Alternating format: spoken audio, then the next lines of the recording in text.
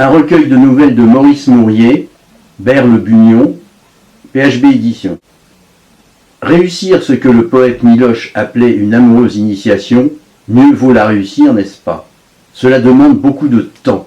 L'expérience, celle des essais et des erreurs, y aide certainement, mais plus encore la pratique du rêve éveillé, à laquelle le narrateur de ce livre, un jeune homme à l'orée des amours, s'adonne avec une persévérance qui n'exclut pas la mélancolie. Rêverie sur les quais.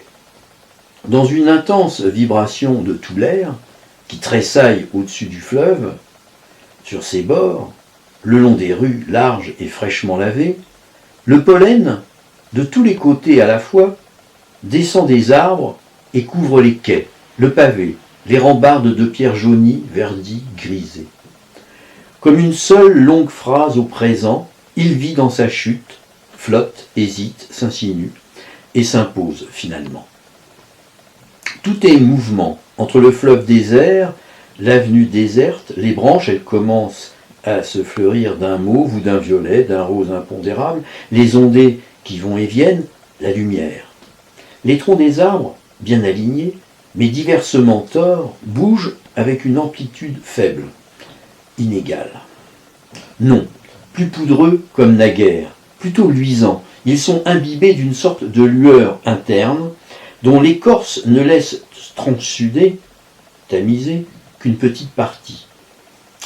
Les fleurs coupées sont là, toutes venues d'ailleurs. Elles gisent à même le sol, ou sortent de paniers où s'amoncellent dans des cahutes, protégées contre l'air vif par des haies de paillassons, des claies d'osier, où le rempart des plantes arbustives, rosiers grimpants, glycines sèches, ampélopsis, qui pointent tout droit de leur peau, parfois appuyées l'une à l'autre, parfois distinctes, parfois enchevêtrées.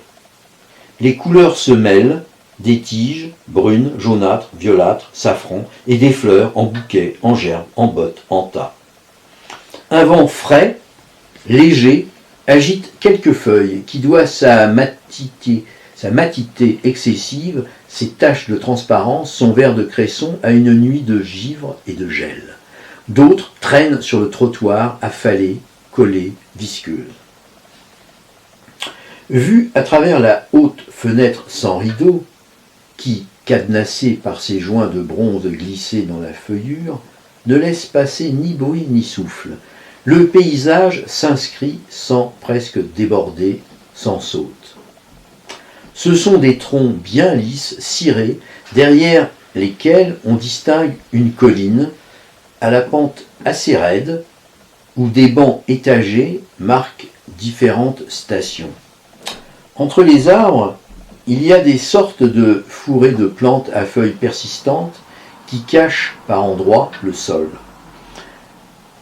À leurs pieds se profilent de temps à autre de grands chats tigrés, posés sur d'immenses pattes grêles, dégingandées, rapides.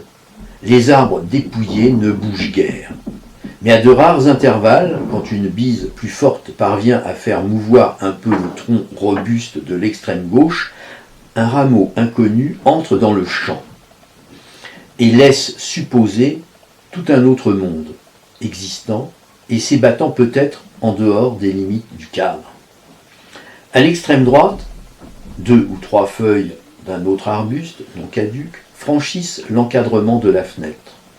En se penchant, ou en déplaçant son fauteuil à bascule, la vieille dame verrait sans doute apparaître bien des éléments qui lui demeurent cachés, mais, soit qu'elle connaisse trop son coin de Paris pour s'y intéresser, soit qu'elle dorme, soit que l'extrême fatigue ou la paralysie l'empêche de changer d'angle, elle reste immuablement attachée à sa position, exactement centrale par rapport aux deux extrémités de la fenêtre, à une cinquantaine de centimètres tout au plus de la vitre qui les sépare du monde extérieur.